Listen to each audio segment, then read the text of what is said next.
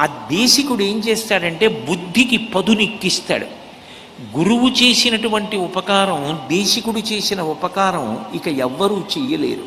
ఎందుకనంటే ఒక తల్లి కానీ తండ్రి కానీ జన్మనిస్తారు. వాళ్ళు వీలునామా రాయవలసిన అవసరం లేకుండానే వాళ్ళ ఆస్తి కొడుక్కి వెళుతుంది, కూతురికి వెళుతుంది. కానీ ఒక గురువు ఇక మళ్ళీ పుట్టవలసిన అవసరం లేని జ్ఞానమునిస్తాడు. గురువు యొక్క జ్ఞానం ఆయన యొక్క బిడ్డలకు చెందదు.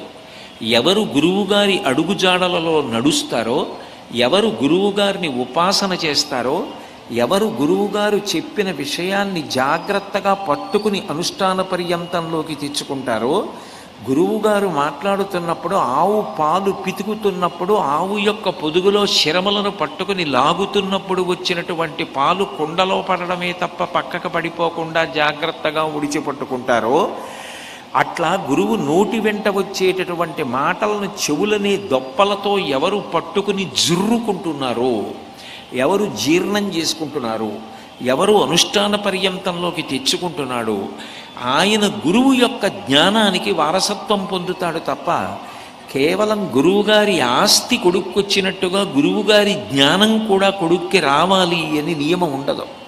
అందుకే గురువు చేసినంత త్యాగం గురువు నిష్పక్షపాతంగా యోగ్యుడైన శిష్యుడికి నేర్పినట్లు ఎవరూ ఇతరులకు నేర్పరు.